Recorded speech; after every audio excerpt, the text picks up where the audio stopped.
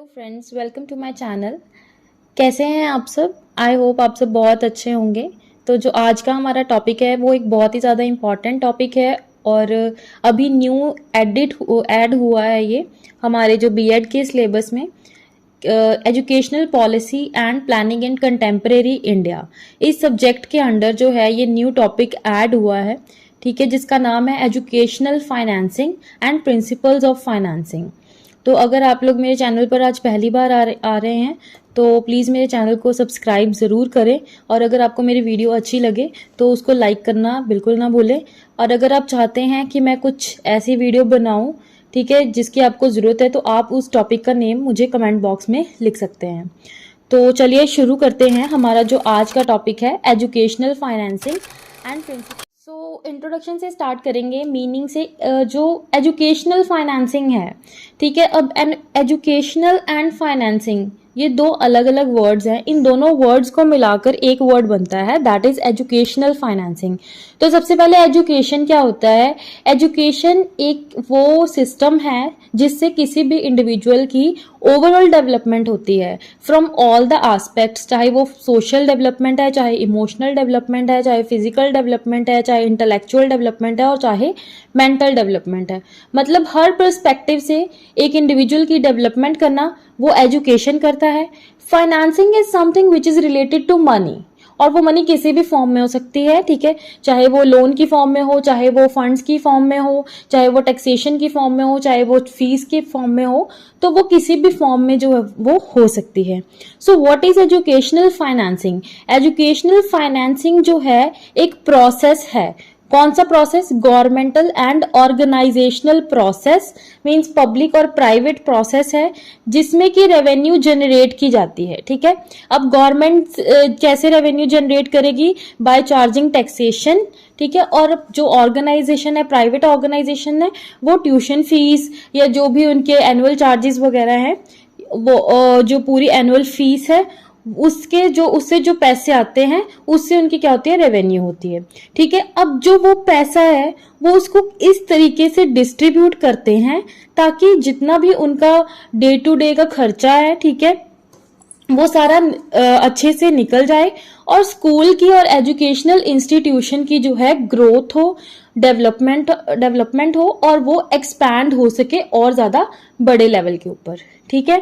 तो educational financing simple words में क्या है? वो फाइनेंसिंग जो कि जिससे कि हम रेवेन्यू जनरेट करते हैं फ्रॉम द डिफरेंट सोर्सेज, और उसको यूज करते हैं for the development of schooling and educational institution. जो स्कॉलर्स होते हैं, प्रोफेशनल्स होते हैं, जिनको नॉलेज होती है about the economics, public finance, school finance, management, budgeting, accounting and educational law, अगर इनके बारे में उन्हें नॉलेज होती है तो वो प्रोफेशनल्स या स्कॉलर्स क्या करते हैं? एजुकेशनल फाइनेंसिंग में पार्टिसिपेट करते हैं। और जो एजुकेशनल फाइनेंसिंग है वो एक टेक्निकल फील्ड ना हो करके क्या है? एक पब्लिक पॉलिसी इशू है, ठीक है।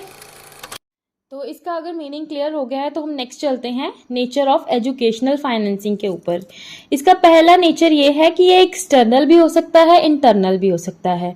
इंटरनल फाइनेंसिंग जो कि विद इन द कंट्री हमें जो भी फाइनेंसिंग मिल रही है, जो भी पैसा कहीं से भी आ रहा है, ठीक है, उस चीज को हम इंटरनल फाइनेंसिंग बोलेंगे। और एक्सटर्नल मींस जो भी इंटरनेशनल फंड्स हमें मिल रहे हैं, रिसीव हो रहे हैं, या इंटरनेशनल रेवेन्यू हो रही है, that is called external financing. उसके बाद नेक्स्ट नेचर है इसकी recurring and non recurring financing, ठीक है। अब रेकरिंग वो फाइनेंसिंग होती है जो कि रेकरिंग फाइनेंसिंग वो होती है जो कि जो भी हमारे डेली या रेगुलर बेसिस के ऊपर जो भी हमारे खर्चे होते हैं उन चीज को फुलफिल करते हैं, उन एक्सपेंसेस को पूरे करते हैं, that is called recurring financing. Non recurring financing वो होगी, non recurring means non repeated, means वो बार बार रिपीट नहीं होती, एक पर्टिकुलर पीरियड ऑफ टाइम के लिए होता है। मान लो आपने कोई बिजनेस स्टार्ट करना है या कोई स्कूल खोलना है, तो एक बार आपने इंफ्रास्ट्रक्चर उसका तैयार कर लिया, that is non recurring financing या नॉन रेकरिंग इन्वेस्टमेंट। आपको बार बार उसको दोबारा से बिल्डिंग खड़ी करने की, दोबारा से इंफ्रास्ट्रक्चर तैयार करने की जरूरत नहीं है। हाँ, आप उसमें थोड़े से चेंजेस जरूर कर सकते हो, लेकिन पूरी की पूरी नई बिल्डिंग आप खड़ी नहीं करोगे, ठीक है। तो recurring and non recurring financing. उसके बाद आता है allocation of funds to education can be determined, ठीक है, कि क्या कौन सा फंड हम कहाँ पे यूज कर रहे हैं, ठीक है, कैसे यूज कर रहे हैं, मींस उसको प्रॉपरली यूटिलाइज करना, एलोकेट करना, ताकि कोई भी फंड हमारा जो है किसी भी फंड की वेस्टेज ना हो, ठीक है। नेक्स्ट है कि it can not be purchase like a commodity. जो भी एजुकेशन है ना, उसको हम एक कमोडिटी की तरह परचेज नहीं कर सकते, ठीक है। हाँ, आप उसके लिए फीस पे कर रहे हो, लेकिन आप उतना ही समझ पाओगे जितना कि आप समझ सकते हो, जितना आपका आईक्यू लेवल है, ठीक है, उससे ज्यादा आप नहीं समझ सकते, ठीक है। नेक्स्ट आता है large number of scholarships and free studentship, ठीक है, also come under educational financing, ठीक है। अब जितने भी स्कॉलरशिप्स हैं या फ्री स्टूडेंटशिप हैं या कुछ भी ऐसा है जिसमें जो है पैसे से फाइनेंस से रिलेटेड है, that is also comes under educational financing. Next है इकोनॉमिक एंड नेशनल डेवलपमेंट, ठीक है।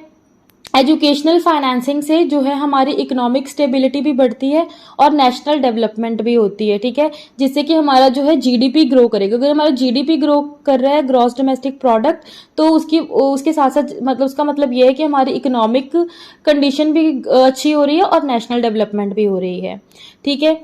उसके बाद है enhance the prestige of education and education financing can be private, public, state and central, ठीक है। एजुकेशनल फाइनेंसिंग कोई भी हो सकती है, वो प्राइवेट इंस्टीट्यूट भी दे सकती है, ठीक है, पब्लिक भी हो सकती है, स्टेट या सेंट्रल भी हो सकती है। सेंट्रल मीन्स कंट्री की, स्टेट मीन्स किसी पर्टिकुलर स्टेट की, पब्लिक जो होती है वो गवर्नमेंट है। नेक्स्ट जो मेन है, ठीक है, जो सिलेबस में हमारे मेन मेंशन है, that is principles of financing, ठीक है। प्रिंसिपल्स ऑफ फाइनेंसिंग, अब इसके आपको पिक्चर दिख रही है, इसमें सारे प्रिंसिपल्स आपको लिखे हुए दिख रहे हैं, तो वन बाय वन हम सारे प्रिंसिपल्स को discuss. Principle of transparency. Principle of transparency का क्या मतलब है कि जो भी फंड्स आ रहे हैं, ठीक है, जिस भी पर्पस के लिए आ रहे हैं, क्या वो वहीं पे यूटिलाइज किए जा रहे हैं, वही चीज, उसी चीज के लिए वो यूज किए जा रहे हैं, ठीक है। मतलब एक ट्रांसपेरेंसी बना के रखना, ताकि किसी के भी मन में कोई भी ऐसा डाउट ना हो कि भाई पैसा आ रहा है कहाँ जा रहा है। मीन्स एक ट्रांसपेरेंसी बना के रखनी है, भाई यहाँ से पैसा आया, यहाँ से हमें फंड्स आए हैं और हमने ये चीजें उससे करी हैं। सो प्रिंसिपल ऑफ ट्रांसपेरेंसी ये कहता है। नेक्स्ट आता है principle of accountability. Principle of accountability का क्या मतलब है कि अपनी जो भी रिस्पॉन्सिबिलिटी है, रिस्पॉन्सिबल होना किसी चीज के लिए, अकाउंटेबल होना, भाई हाँ ये काम मैंने किया है, ये मेरी रिस्पॉन्सिबिलिटी है ये, तो ये जो है हमें बताता है प्रिंसिपल ऑफ अकाउंटेबिलिटी। मतलब अगर किसी को पैसा आया है, वो कहाँ पे लगाया गया है, किसने लगाया है, उस चीज की कोई principle is principle of autonomy. Principle of autonomy क्या कहता है कि जो भी आपके पास फाइनेंस आया है, ठीक है, सोचो, डिसाइड करो, ठीक है, और फ्रीली एक्ट करना है। मतलब किसी के दबाव में आकर नहीं, इंडिपेंडेंटली अपनी सोच के अकॉर्डिंग, अपनी समझ के अकॉर्डिंग अपने खुद के डिसीजन मेकिंग करनी है कि आपने वो फंड्स कहाँ, आपके पास वो फंड्स कहाँ से आए हैं, आप उसको किस तरीके से यूटिलाइज करना चाहते हो। मीन्स आपकी जो थॉट है, आपके डिसीजंस हैं, वो बिल्कुल इंडिपेंडेंट होने चाहिए, ठीक है। किसी के दबाव में आकर, किसी के प्रेशर में आकर आपको जो है डिसीजन मेकिंग नहीं करनी है फाइनेंस को लेकर। Next is principle of sustainability. Principle of sustainability का मतलब है जो भी हमारे पास फंड्स हैं उसका कोई भी मिसयूज नहीं होना चाहिए। मीन्स जो फंड्स जिस चीज के लिए आए हैं उसको वहीं पे अप्लाई करो। मीन्स कई स्पेसिफिक फंड्स होते हैं, कोई जनरल फंड्स होते हैं। स्पेसिफिक फंड्स वो होते हैं जो किसी पर्टिकुलर चीज के लिए आए हैं। मान लो स्पोर्ट्स के लिए आए हैं तो वो फंड्स हम सिर्फ स्पोर्ट्स में ही यूज कर सकते हैं, ठीक है, या किसी सेमिनार के लिए आए हैं तो वो सेमिनार में ही यूज कर सकते हैं। लेकिन जो जनरल फंड्स होते हैं वो हम कहीं पे भी यूज कर सकते हैं, किसी भी खर्चे में यूज कर सकते हैं, ठीक है। तो मतलब क्या है कि अच्छी तरीके से यूटिलाइज करना, ठीक है, ताकि किसी भी फंड की कोई भी वेस्टेज ना हो। सस्टेनेबिलिटी का प्रिंसिपल यही कहता है। Next is principle of implementation. अब principle of implementation in educational financing, ठीक है, ये क्या कहता है कि जो भी आपने प्लानिंग करी है फंड्स को लेकर कि कहाँ से पैसा आएगा, कितना पैसा आएगा, उसको हमने कहाँ कहाँ पे लगाना है, ठीक है।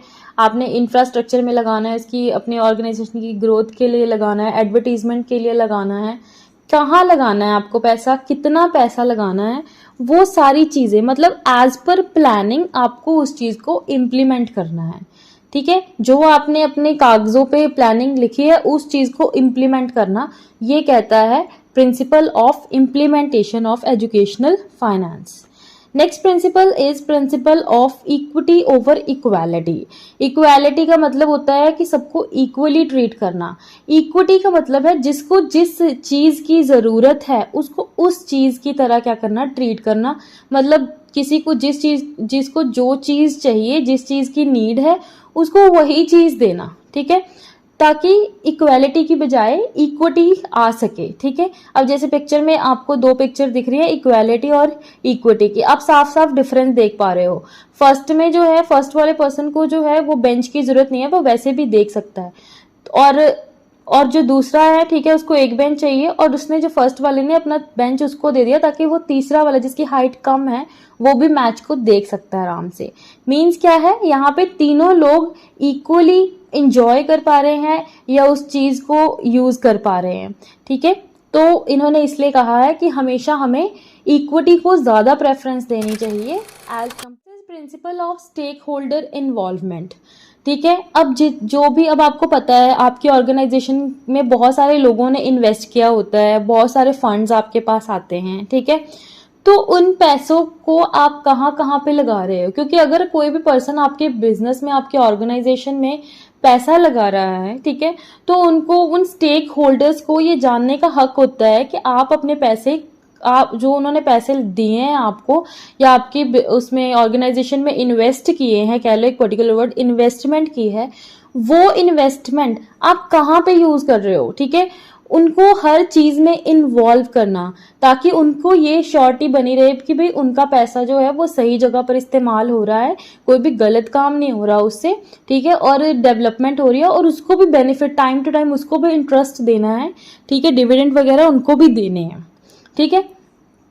तो क्या है कि हमेशा स्टेक होल्डर की इन्वॉल्वमेंट होनी चाहिए। और कई बार जो है स्टेक होल्डर्स को हमेशा वो नहीं आ सकते हैं, तो उनको क्या करनी, एक एनुअल रिपोर्ट तैयार करनी और वो रिपोर्ट उनको भेजनी ताकि उनको एक एक चीज के बारे में पता चलता रहे कि जिसमें उन्होंने, जिस ऑर्गेनाइजेशन में उन्होंने पैसा इन्वेस्ट किया है वो कैसे वर्क करी है। इससे क्या होता है कि उनका जो है ट्रस्ट और कॉन्फिडेंस बिल्ड होता है आपकी ऑर्गेनाइजेशन में। So this is principle of stakeholder involvement, to involve the stakeholder in your organization. So यहाँ पे हमारा जो टॉपिक है वो फिनिश हो जाता है, ठीक है। टॉपिक का नाम क्या था हमारा, educational financing and principle of financing, और साथ में हमने नेचर ऑफ एजुकेशनल फाइनेंसिंग भी किए है, ठीक है। अगर आपको सारा कुछ अच्छे से समझ आ गया है तो वीडियो को लाइक कर दे। अगर कुछ नहीं समझ आया तो आप कमेंट बॉक्स में क्वेश्चनिंग कर सकते हैं। और अगर आप चाहते हैं कि मैं किसी ऐसे टॉपिक पे वीडियो बनाऊं जिसकी आपको ज़रूरत है तो वो टॉपिक आप कमेंट बॉक्स में नीचे दे सकते हैं टॉपिक का नाम, ठीक है। और मैं जल्द से जल्द कोशिश करूंगी उस पर वीडियो क्रिएट करने की। तो अगर आपको अच्छी लगी है तो kindly like, share and subscribe, and thank you for watching.